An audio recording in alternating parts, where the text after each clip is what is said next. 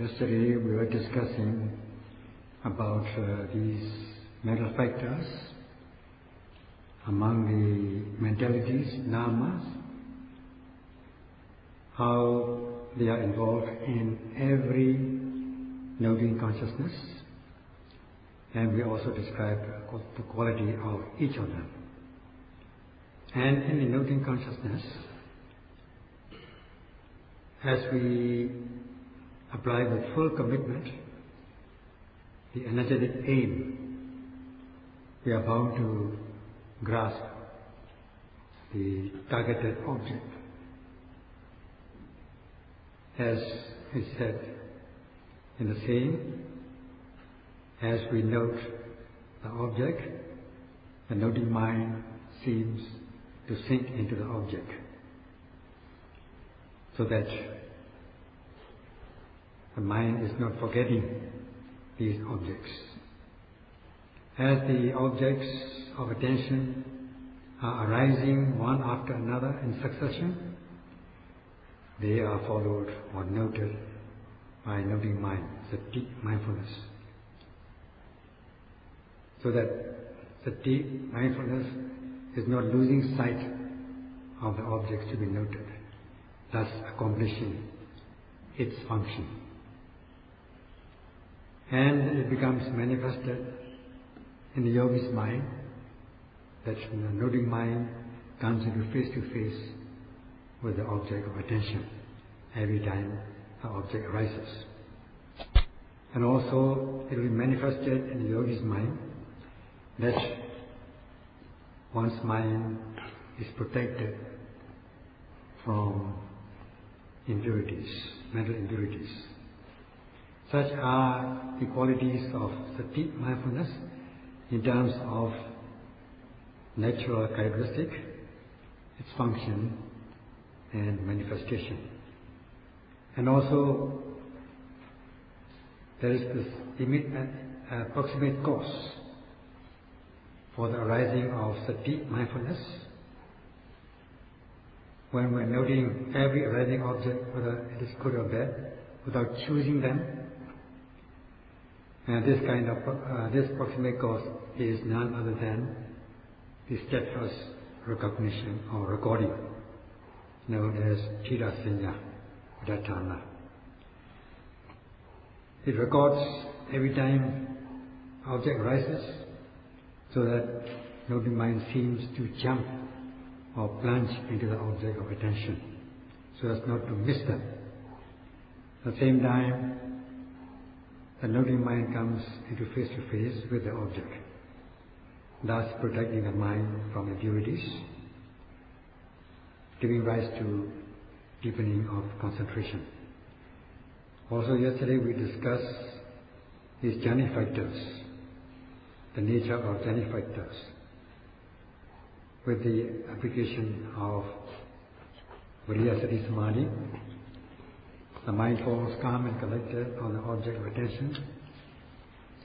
It falls united or unified on the object, so that one becomes satisfied with the practice, realizing happiness, and with the purity of mind, one feels calm, peaceful. And in this way, we ended our talk yesterday. Today, we shall continue on this topic, how the noting mind can cultivate the true nature of these objects. What is unusual progress is that in the beginning of the practice, we are taking an aim at the object. While we are taking an aim in the beginning of the practice, we may be overshooting the object, and the mind may be scattering and wandering towards thoughts of sensual pleasures, such as wishing to see good things, hear good things, and so on.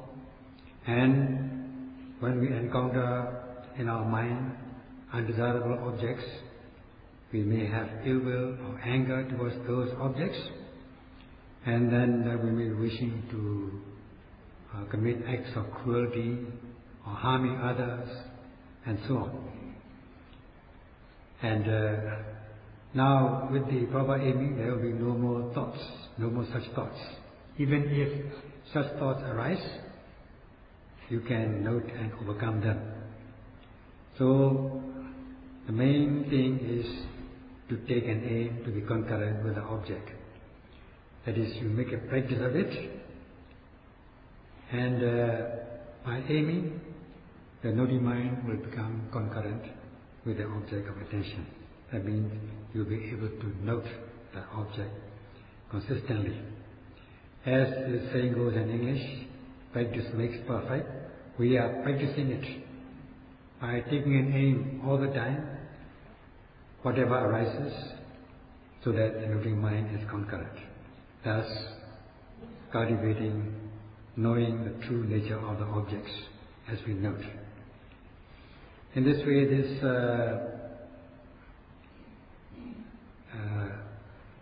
aiming acts as a go-between between the noting mind and the object, in this case, natural phenomena, which are the objects to be noted, so that the two becomes familiar. That means your mind and the object will become familiar. Such is the quality of vidaka, aiming. At the same time, it is also protecting the mind from impurities, while it is acting as an agent to go in between or to familiarize the noting mind with the natural phenomena. So that if you are not able to take an aim at the object, to be concurrent with the object of attention, you may be seeing the forms and manners of the objects, such as man, woman, person, being, individual, or the manner of these objects. But when we practice in this way, to be concurrent with the object, especially when we come to the higher insight knowledge of Vanga Jnana, the knowledge of dissolution, you'll be seeing only the dissolution of the objects noted. Then you will not observe any sign of the body, any sign of the parts of the body at that time. There won't be any knowledge of person, being, individual, man, woman, and so on. You'll be observing only just the process, just the phenomena. Because the aiming is familiarizing your noting mind with the natural phenomena. So you come to observe the natural phenomena, that is cultivating knowledge. This kind of knowledge is not through hearsay, through fantasies or imaginations or thoughts, or from books or from teachers. It is your own personal experience. Atapachaka. You are observing the realities, that means the real things. That is because the aiming is acting as an agent to familiarize the noting mind with the object to be noted. And this is known as Samma Sankappa. That is the power, the aiming. And the mental factor of aiming is known as Samma Sankappa, the right aim. And then knowing the true nature of the objects, knowledge is known as Samadhi, the right view or right understanding. And the two make up Panya group, that is wisdom group of the noble path of a consequence. So that you are with the Panya group, that is cultivating wisdom, you are eradicating or overcoming the afflicted emotions or impurities on a part-time basis, momentarily, at the moment of practice. And to cultivate such knowledge is commendable.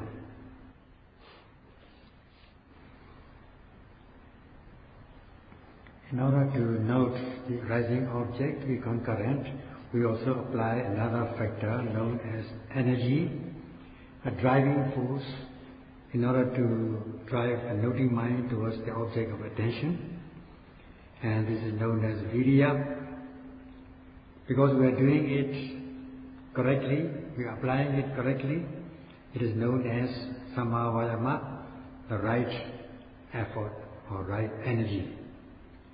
And this becomes a factor leading to the liberation from suffering. Hence, it is known as samma vayama, making one of the path factors, the path of right effort or right energy. With the application of energy, we are overcoming the impurities by not accepting them. We are said to be blocking the path to impurities, clearing the way to the path to mental development, bhavana. We are also keeping the way open to the entry of rising of profitable deeds led by mindfulness sati.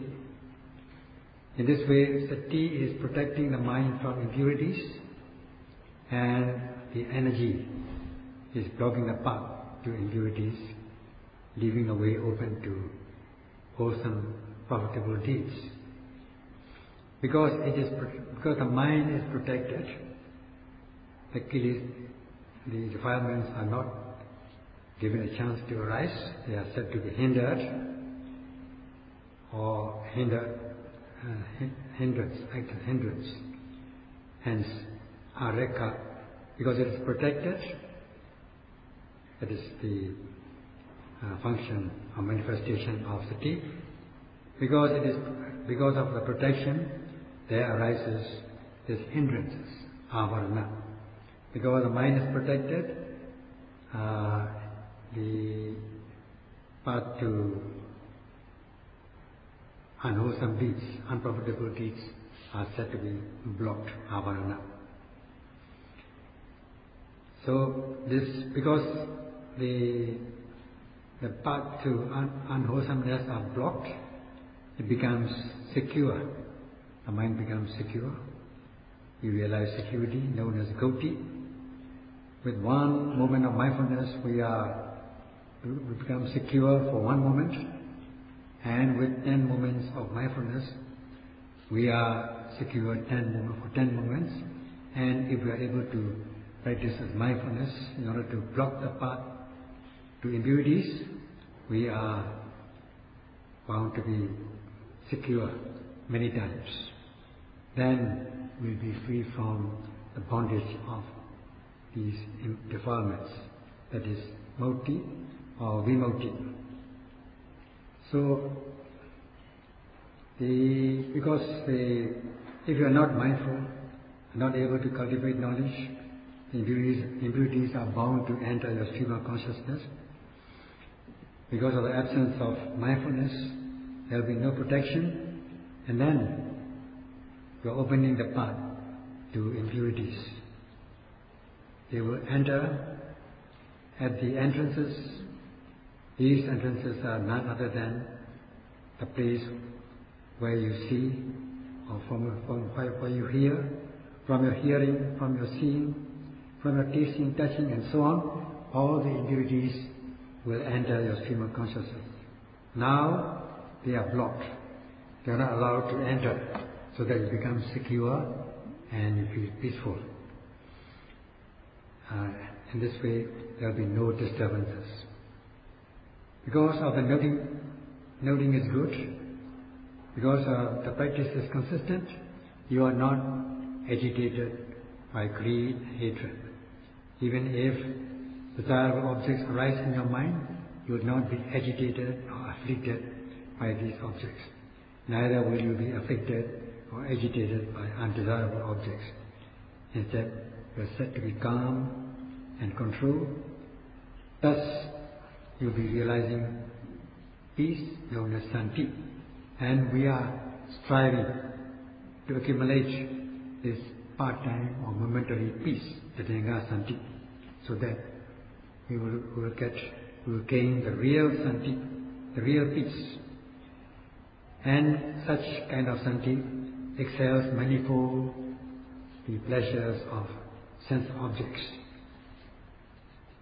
And that is because we are noting, we are realizing this santi because we are noting every second of the time with the application of the three mental factors known as viriya, sati, samadhi, energy, mindfulness and concentration.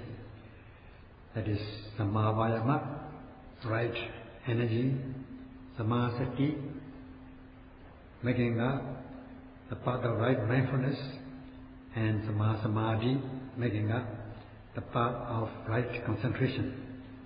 So there are three, this path is made up of three constituents known as samadhi or concentration, samadhi making up our concentration path, or concentration group. At that moment, the impurities will not have a chance to rise in the stream of consciousness. By not giving a chance, they are said to be automatically eradicated. And because you are practicing this samadhi khanda, concentration group.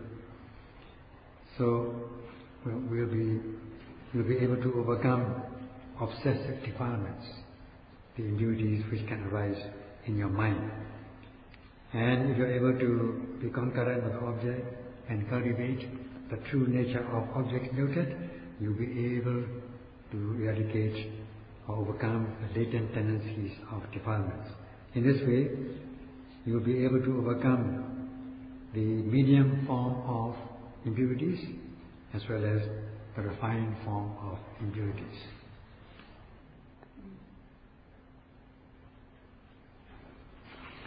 In this way, we apply energy, the heroic energy, in order that the noting mind will reach the object of attention, so that the practice becomes consistent.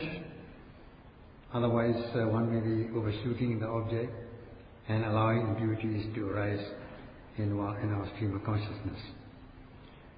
So as not to allow them, so as to block the path to impurities, so as to keep the path open to profitable deeds, we are applying this heroic energy. And on top of that, we are applying sati, mindfulness, so that we are not affected or undermined by these impurities, such as greed, hatred, and delusion. This way we are calm and concentrated, realizing samadhi, concentration. And also we are not, because we are not moved by pariyutthana kilesas, obsessive defilements, we are said to be calm and peaceful, so that our mind is said to be cultivated or properly shaped. And because our noting mind is concurrent with the object of attention, knowing the true nature of the objects, we are eradicating the latent tendencies of defilements, so that we are becoming better shaped or better cultivated. And such is atta samapannini, conducting ourselves in the right way. Here, atta of atta samapannini is given as the mind, or our stream of consciousness. And then samma means correctly or rightly, and panniti, keeping or cultivating. Cultivating our mind rightly with the practice of satipatthana. So our mind becomes properly shaped. There will be only pure mental states arising in us. In this way, the mind is said to be properly molded. There will be no transgressive actions influenced by these impurities of greed, hatred, and delusion. We are not transgressing by body and speech. There will be no fault, we will not indulge in false speech, nor in harsh speech, malicious speech, meaningless talk, so that our physical or verbal behaviors are automatically controlled and cultivated.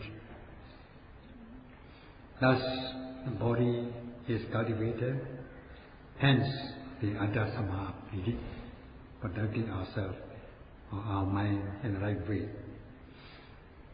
Because the mind is properly shaped, the body and the speech are cultivated automatically. It is very important, therefore it is very important to cultivate our mind.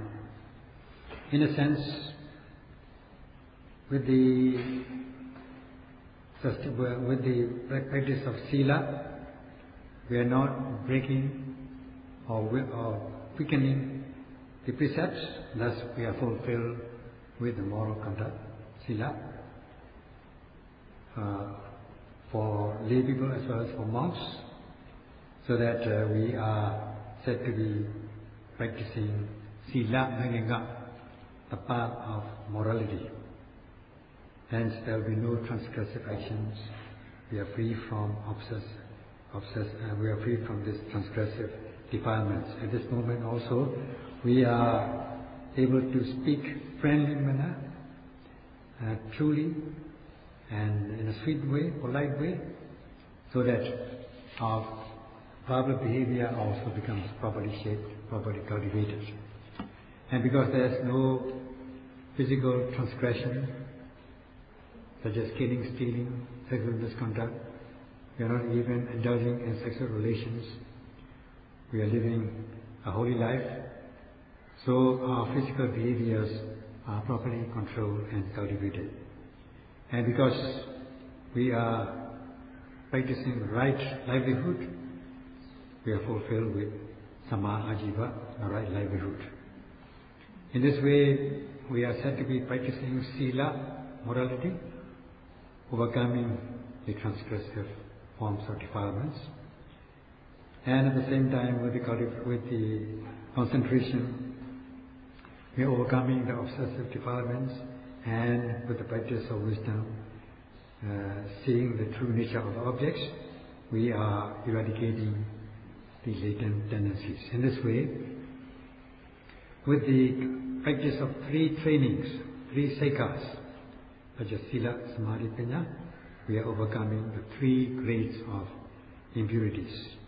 With sila, transgressive defilements; with concentration, the obsessive of defilements; and with panya, Vipassana panya, Ariya panya, we are overcoming the latent tendencies.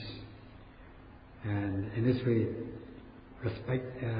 each of these trainings are overcoming, each of the trainings is overcoming its respective grade of defilements.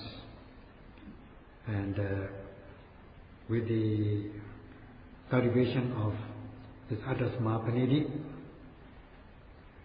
cultivating our mind in the right way, we are not only cultivating our mind but also our physical and verbal behaviors.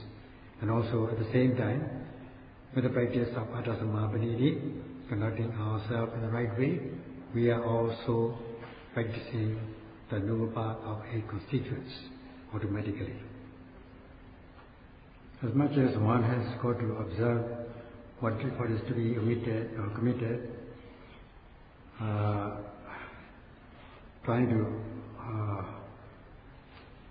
to observe what should be observed, or abstain what should be abstained, in respect of the physical things, so as not to suffer, we should also perform in the same manner as regards the mental aspect, mental things. We should abstain from what should be abstained and observe what should be observed. That is, we should abstain from these three grades of impurities, namely gross, medium and refined. Now, Vidagama Kilisas are the transgressive defilements, which are like dangerous diseases, which occur some parts of the world, such as plague, smallpox, AIDS, cancer, and other infectious diseases which may be fatal. So we have to abstain from what should be abstained and observe what should be observed. And also there are medium type of diseases, and also there are the very refined type of diseases. In this way, there are diseases which may occur in some parts of the world, and people are afraid of such diseases. So the medical profession have to look for ways and means in order to treat them and cure them, so they become something to be relied upon by people of the world. So also with the diseases, with the defilements, there are three types of defilements. That is the transgressive form of defilement known as kilesas, which are afflictive, which can afflict oneself and others, like the infectious diseases. They are known as kilesas. One has got to avoid such places, abstain from the transgressive defilements by taking the vows of precepts, so that we prevent first, and then if at all they arise, we just overcome them. Prevention, knowing that prevention is better than cure. And the medium type of defilement is known as kilesas, the obsessive defilements. This also have to be overcome first by prevention, that is guarding our mind with vigilant mindfulness of whatever arises, noting every arising object, deepening our concentration. In this way, we can prevent these obsessive defilements from arising in our stream of consciousness. This is how to prevent ourselves. And if they at all arise, we've got to treat them, that is, note and overcome them. This is in respect of the obsessive impurities. Now, the third type of impurities are the latent dispositions, latent tendencies, and they are also tendencies to be overcome. Just like when a person has fever, he or she may be suffering from fever for 2 or 3 days and so on. Then the doctor has to give some medicines, treat him or her by giving medicines so as to eradicate this fever once and for all. So too with the refined type of impurities. We try to eradicate them and overcome them, and with the practice of wisdom training. So the latent tendencies are overcome with the practice of Satipatthana, and by weakening these latent tendencies with the training of wisdom, Piññā-Saikha.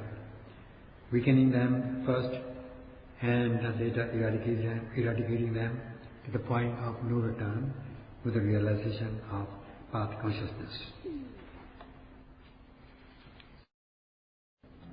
In the world there are some diseases due to bacteria, and the medical profession has to look for remedies in order to overcome such diseases and fight these diseases by giving the effective, potent medicines.